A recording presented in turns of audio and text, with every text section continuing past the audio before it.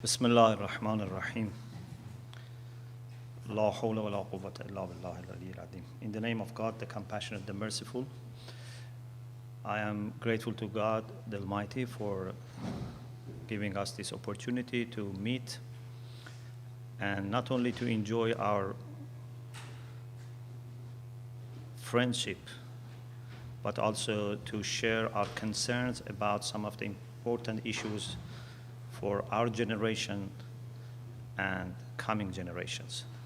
So I think we have a historical role to do whatever we can, and then God the Almighty is going to help us to reach our destination. I always say to people, do your best and leave to God the rest. So now we are not thinking that we know everything or we have the solution, but we have to try. And for this particular topic about how we can have a moral and a spiritual use of internet and cyberspace, I've been thinking a lot, and I have discussed this with many people in our community.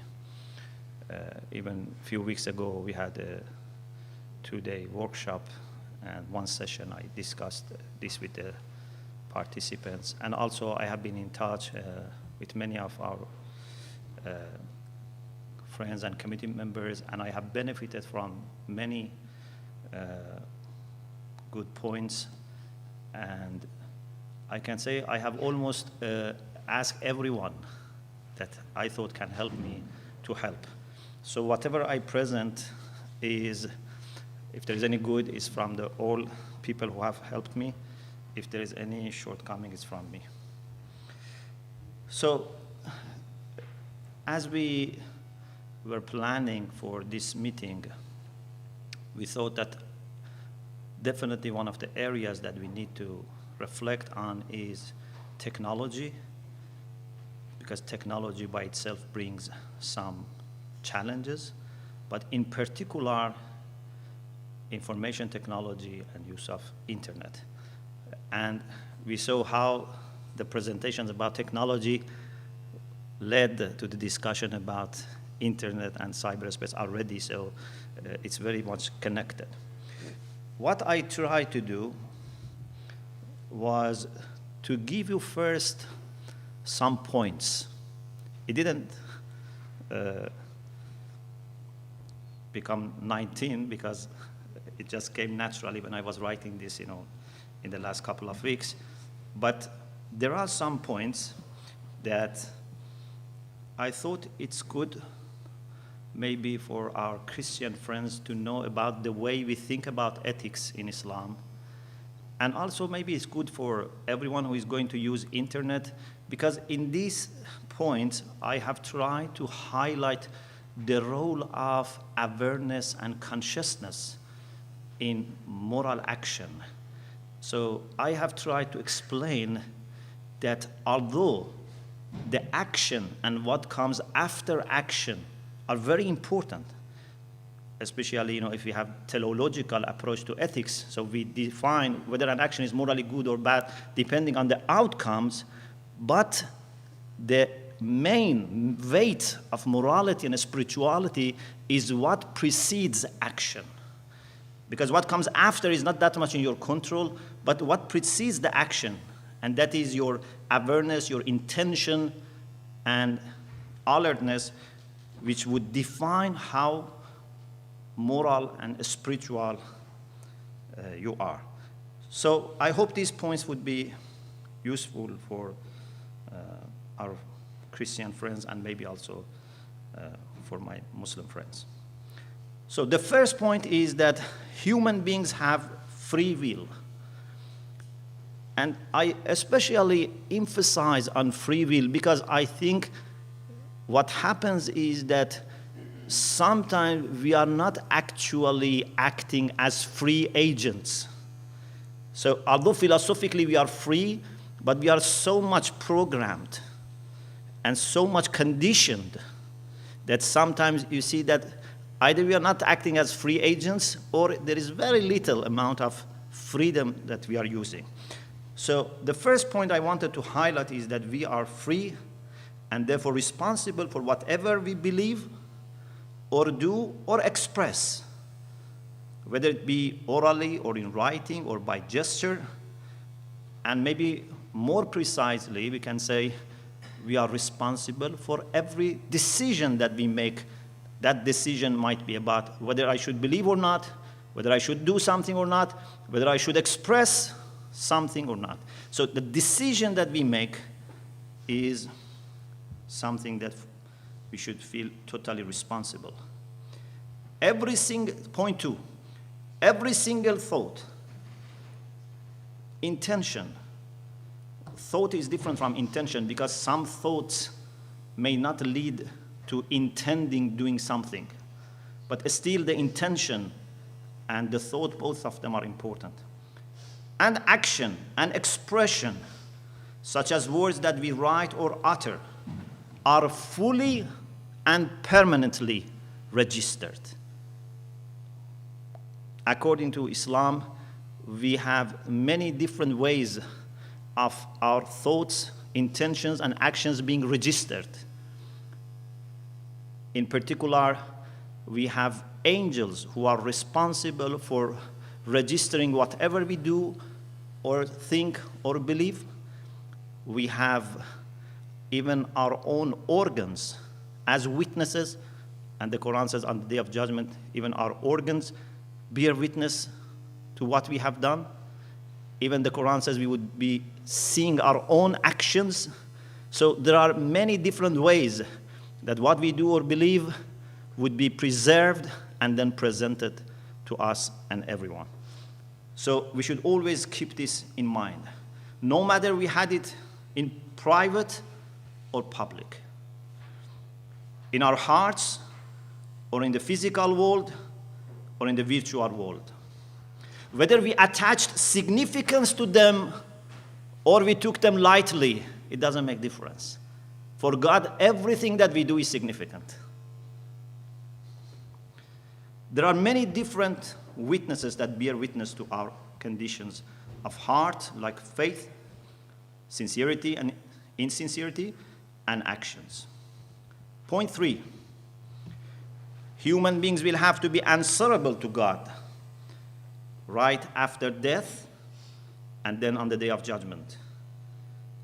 Of course, the way we are going to answer would be different.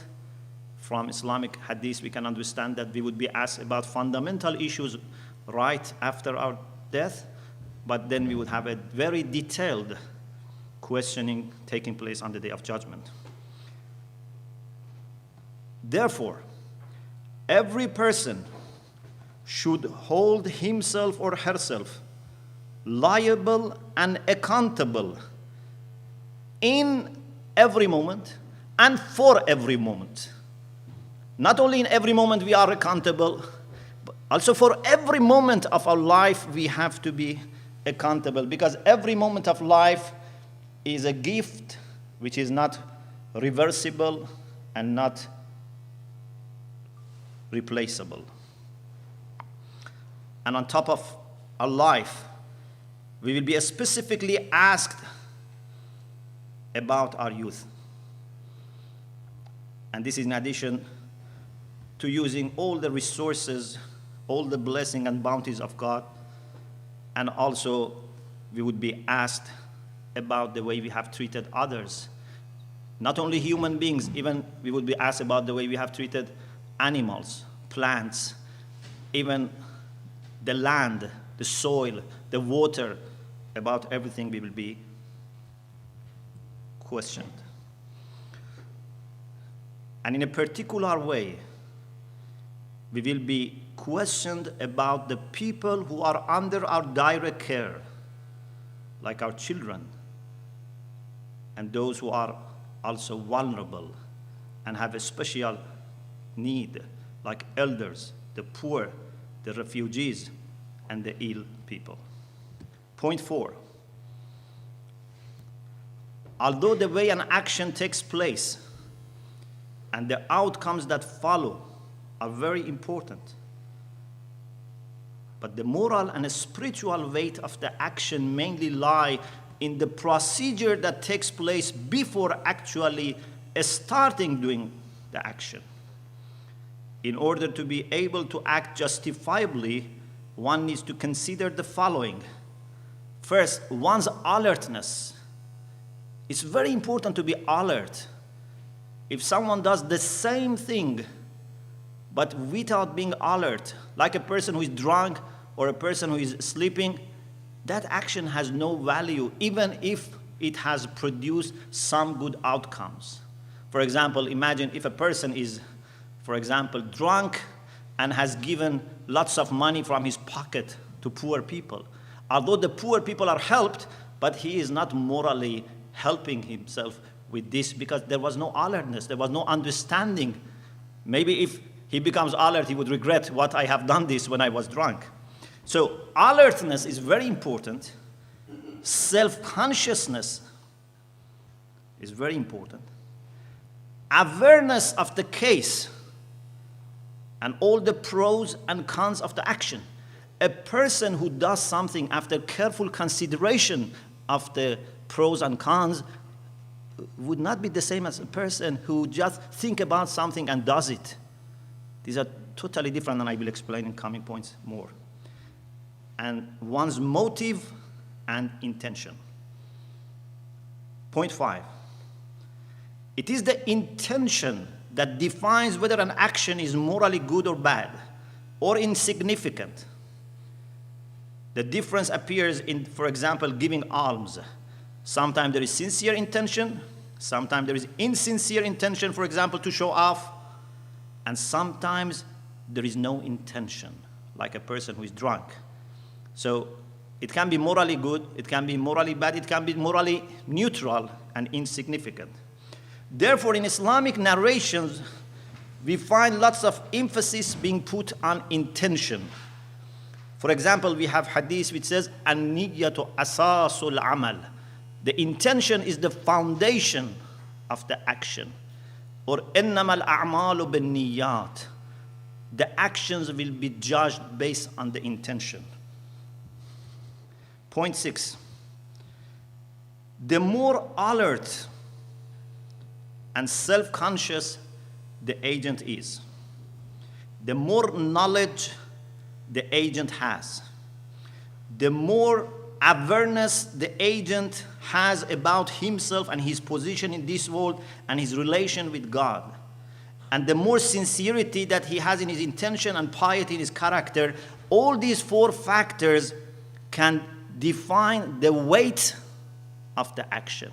So it's much more complicated than just saying, what has this action produced, and you had just good intention or bad intention or no intention. The same action with the same results can have different degrees of moral significance. For example, continuing an act of worship, which may even take place with sincere intention, but lacks self-consciousness, and is not done in a contemplative way for a year. Imagine if I am, for example, praying for a year, but without thinking, without contemplation, without consciousness. This, in our hadith, is said to be less valuable than contemplation for some time, even if it doesn't lead to action. تفكر ساعة أفضل من عبادة السنة. So contemplation for a while is more important than worshiping for 1 year, or in some hadith says 60 years, in some says 70 years, depending on the quality of the contemplation. So maybe there is a person who has contemplated and has done little, a person who has done great deal of worship without understanding. They are not the same. We find in our hadith that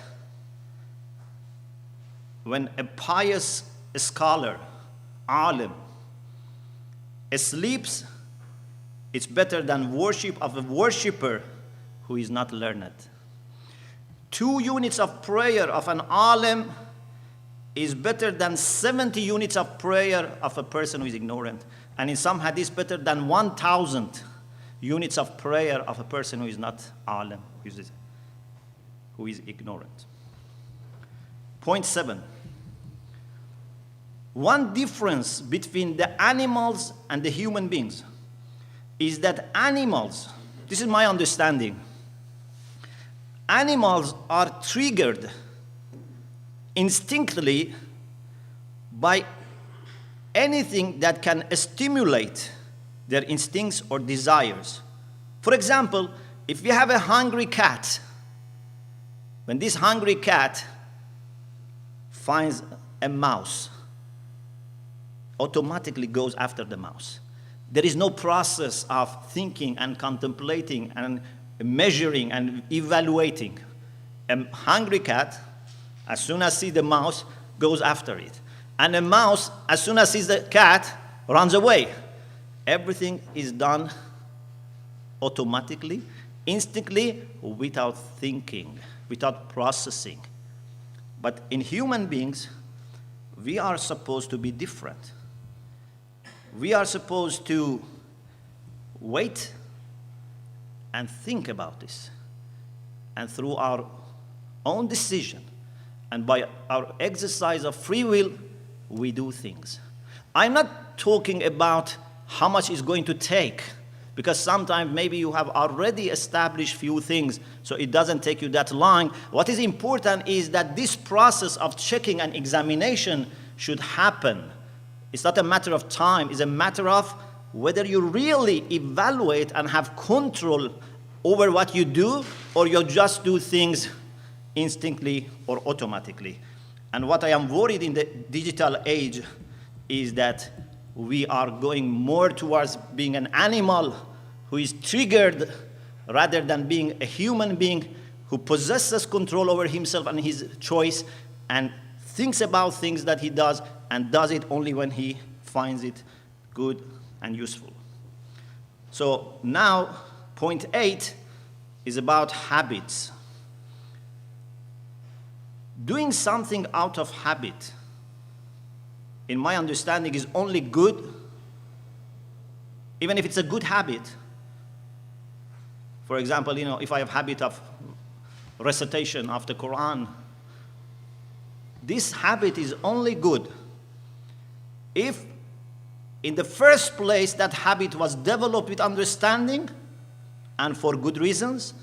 So I myself decided to develop this habit. Not that someone else planned me to have this habit, or not that I didn't think about it and just developed this habit. I should be myself the one who has decided to develop this habit. And second, the second condition is that still some level of awareness must be there when I act out of habit. So when you have a habit, it's not to replace your thinking, it's just to make it easier for you so that you would be not in need of spending lots of energy to do a good thing. But if the habit leaves no chance for being conscious and you just do it as a robot, this has not that much value. And this is one of the problems that we commonly face in religion, when the rituals become just habits and we do them as routines. For example, we have to say 5 times prayer every day. If it becomes just a habit and we do it without thinking, without understanding before and during and after, it doesn't help us that much. And this is why, for example, we have great emphasis in our hadith about not just saying your prayer, but doing it with presence of heart. And even our hadith says that if you say your prayer without presence of heart, your prayer is not accepted. Your prayer is not taking you closer to God. You have just done your duty, but this is not something that can take you nearer to God. Or for example, we have hadith that when you want to judge whether I should take this person, for example, as my friend or not, don't look at how many prayers they say, how long is their prostration or they bowing down for God. This might be a habit. And if they don't do it, they feel bad. What is important to look at their truthfulness, to their trustworthiness, because habits do not give you any idea about how good and how spiritual they are. Point 9. In order to gain optimally from good habits, one needs to make sure that one remains fully conscious of what one is doing and why. Sometimes when something becomes a habit, when one may just do it in order to feel good or not to feel bad if one does not do it. As we have in hadith, لو تركه استوحش لذلك. If he doesn't do it, he feels bad. So the reason he's doing this is just not to feel bad. This is not enough. Therefore, we have to be very careful and determined not to commit any bad action or any even morally neutral action that they may become a habit. Because habit, even if it's a good habit, doesn't have that much value. And habit, if it is a bad habit, then it has also a second problem, and that is that there is a chance that you don't notice that you have this habit. And also, even if you notice, it's very difficult to get rid of a bad habit. So when it comes to using, for example, I don't know, social networking or internet or whatever, we should be very careful not to develop habit unless we find it useful. And even if you find it useful and decide to develop this habit, for example, I want to check my email every day, still you have to be conscious how much and why. Not just doing, like a robot. 10. And when it comes to addiction, then addiction is worse than just having a bad habit. Addiction is a compulsive need. And it's very difficult. Even some people say that for giving up your addictions, you need help of skillful people. Maybe I can, for habits, try my best. But sometimes addiction needs, treatment. It needs people who can help you in this process.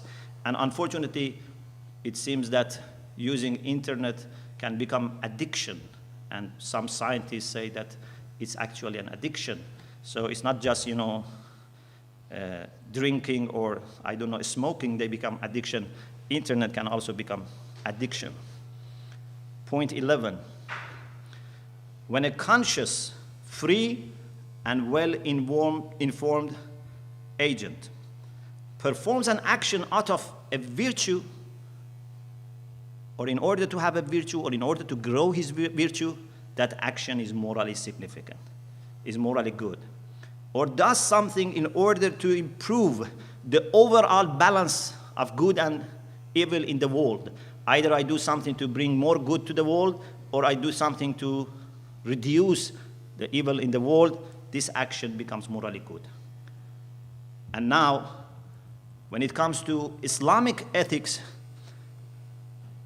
everything that we do, whether it be with relation to ourselves, or to God, or to other human beings, or to the rest of the creation, everything is morally significant. And what we have to understand, this is point 13, is that cyberspace is not an exception. It's not that we have a real world in which we are morally responsible, and we have a virtual world in which we are not responsible, or there are many exemptions. Cyberspace is not an exception.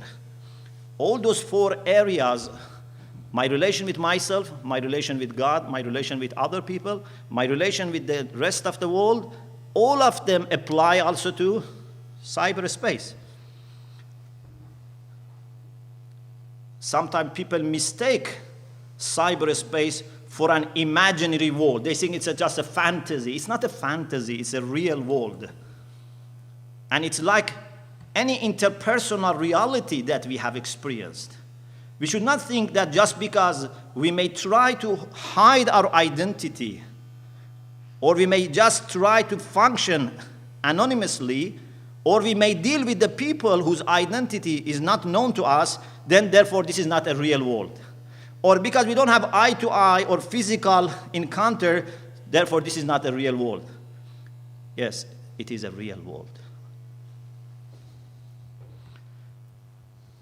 Of course, sometimes what is happening in the cyberspace would not reflect exactly what is outside.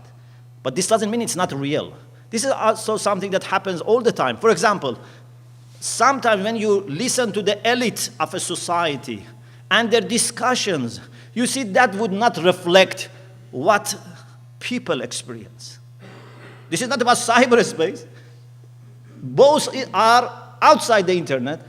You speak with the elite, you think that they think about certain issues, but people, for example, don't have bread, don't have job. So sometimes something in one circle may not reflect the general reality. Or for example, sometimes, for example, maybe you see on media something, it may not reflect what is on the ground. Many times, for example, people report something about happening in another country, may not be necessarily showing the reality. So, internet is also the same. It may not show you what is happening really on the ground, but this is not because it's not reality, it's a reality that may not be corresponding to a greater reality. Sometimes, for example, people who are doing a campaign on internet, sometimes they are deceived. When they see their campaign has become very popular on internet, they think that then outside everyone is talking about this. But when you go to the street, no one is talking about this. So you shouldn't be deceived by this. So when I'm saying it's real, I understand that although it's real, but it may not necessarily reflect exactly what is happening in the outside world, but maybe with the more usage of internet, the distance becomes shorter.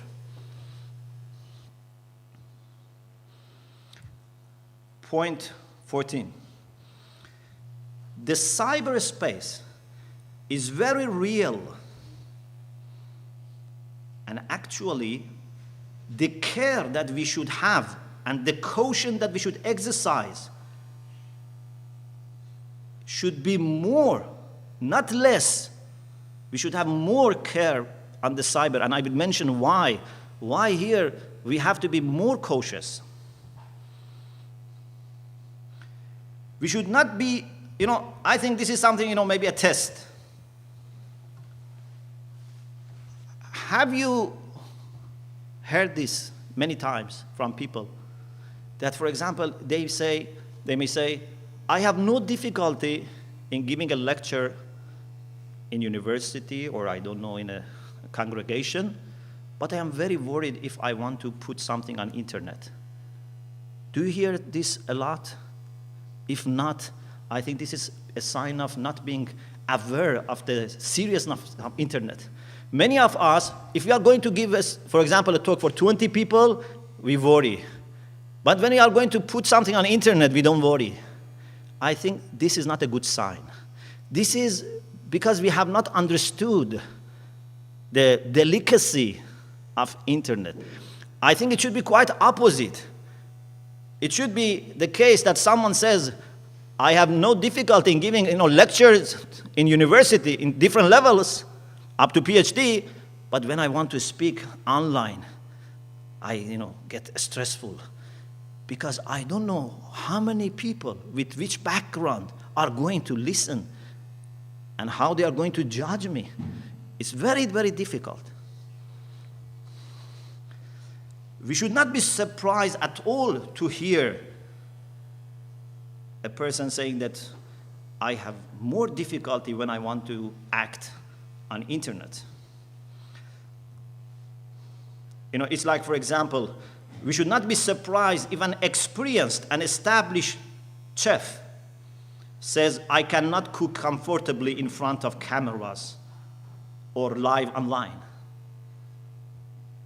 A chef may say, I cannot cook in front of cameras when everyone is watching me. I cannot cook. I have been cooking for 20 years, 30 years, but when everyone is watching me, I get stressful.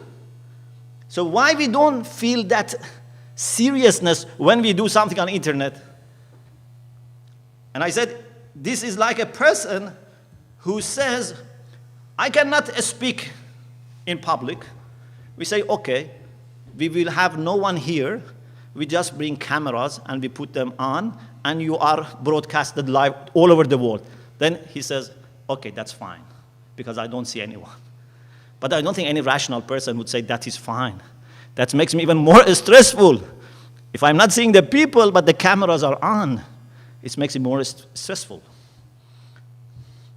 So working in the cyberspace is very delicate and more sophisticated than working in ordinary space, and needs skills, training, and caution.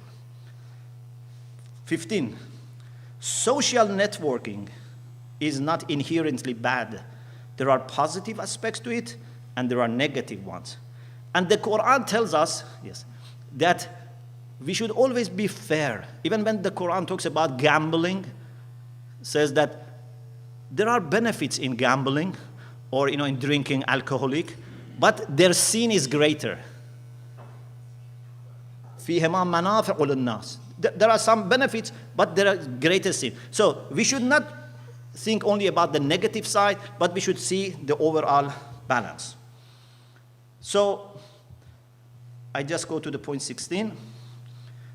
I think using internet and social networking, if it is handled properly, can be very useful and can give a real boost to your activities and to your pursuit of success, to pursuit of your ideals. But if you know and are careful about how to use it, it's not something that we should encourage everyone to do it. It's like driving.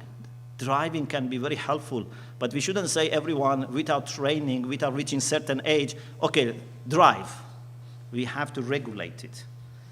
Anything on internet is recorded forever. There is no privacy. It can reach very fast to all over the world, and to the people from different walks of the life. You can be subject to observation, evaluation, judgment, praise, and condemnation of strangers, friends, even enemies, known and unknown. No way to hide your identity, too many rivals and competitors, and also, if, God forbids, if we set up a bad record or bad habit, if we encourage people to do bad things, if we misguide people, then it will be multiplied. As many as people are going to follow that bad example that I have set up. Of course, if I set up a good example, then I would be rewarded as many as those who have followed my example. And then finally, I have referred to some of the virtues and values that we should observe. Truthfulness is very important, and in the Quran, we have great emphasis on truth. Even in chapter 22, verse 6, God says the reason why we should obey Him and worship Him is because He is the truth. ذَلِكَ بَأَنَّ اللَّهَ هُوَ الْحَقِّ وَأَنَّ مَا يَدْعُونَ مِن دُونِهِ الْبَاطِلِ. You should follow God because He's true, and those idols are false. So even God says, you should follow me because I am the true and the truth. So it's very important for us to be truthful and honest. Modesty is very important. I have put some hadith here about modesty being very closely connected to faith. It's not something marginal. Modesty is a great part of faith, and even the hadith says, if there is no modesty, there is no faith.